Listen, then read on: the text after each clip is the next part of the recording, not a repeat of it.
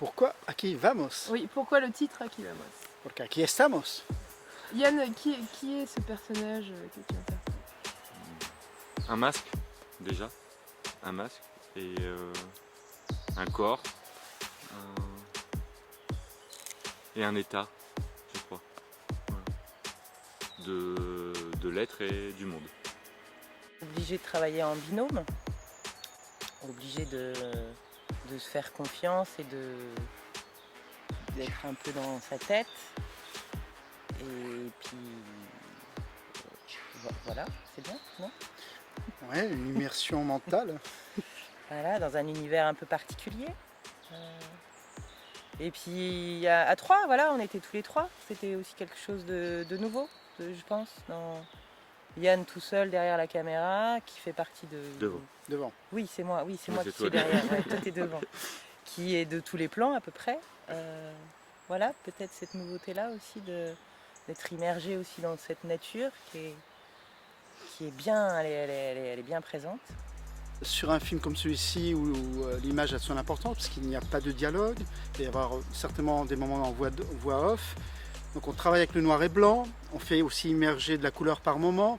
Donc avec ces éléments-là, on essaye justement de donner une dimension, on va dire oui, féerique, pourquoi pas onirique, plus proche aussi par moments de fulgurance un peu surnaturelle.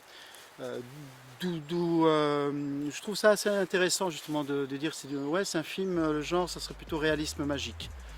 Ça me convient assez bien, je pense aussi, à travers le suivi de ce personnage assez énigmatique, de cet homme avec un masque à gaz qui déambule dans la nature. Du coup, c'est quelque chose de particulier de se retrouver devant la caméra et dans quasiment tous les plans. Mais d'une certaine manière, j'étais protégé par le masque. Et du coup, c'était intime sans trop l'être. Et du coup, c'était facile tout en étant dur. C'était une sorte d'antinomie permanente en fait entre le fait d'être dans un casque et on se sent un peu comme dans un four mental et en même temps on touche de manière totalement différente les choses. Donc du coup c'était plutôt agréable. J'ai pensé à Yann pour ce rôle-là, qui n'est pas un rôle évident évidemment.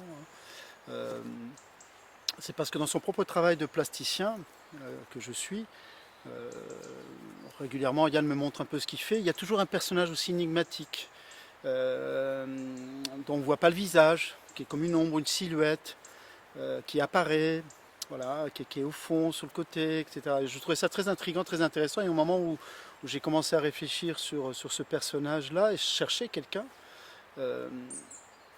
très rapidement je me suis dit, mais c'est pour Yann. Voilà, ce personnage, il est déjà dans son travail. Donc si on lui donne son corps et s'il peut le porter, s'il accepte, ça serait génial, quoi, finalement. C'est une façon de révéler aussi son personnage là, lui donner une autre dimension que celle de la 2D à partir de ses travaux de plasticien, quoi. Donc je trouve ça intéressant et je crois que, voilà, je sais pas, mais moi ça m'a énormément parlé, quoi, de voir aussi qu'il y avait quelque chose qui était lié aussi à ton propre travail. Aussi. Et à moi du coup. Et à toi, moi. évidemment, Ouais. dans ce que je connais de toi. Et... Ouais. Une nature un peu dangereuse, une nature qui est là, qui est forte, qui est belle, mais en même temps qui peut être inquiétante.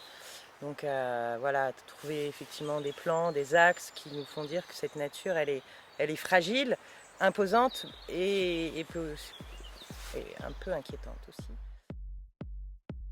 Il y a eu des séquences qui ont été écrites au départ, posées, etc. Mais avec tout, moi je tenais qu'il y ait toujours une liberté aussi de spontanéité au moment de la captation. C'est-à-dire ne pas arriver déjà avec des plans tout faits, surtout que la nature nous surprend, nous a surpris en permanence.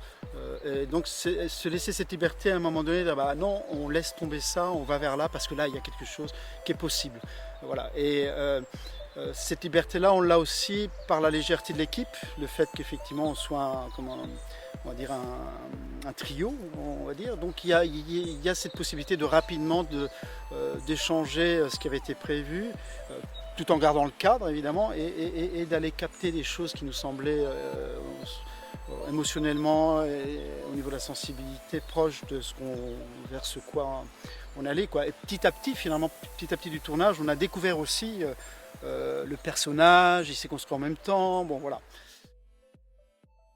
C'est une caméra mobile, il y a cette histoire de regarder. On observe beaucoup ce personnage au départ. Et puis on se rend compte que lui aussi nous observe quelque part. Donc il y a ce jeu aussi de... Chant contre chant. Ouais, chant Ouais. contre chant, mais Pas le vraiment. contre-chant étant le cadreur. Ça va être une bande originale.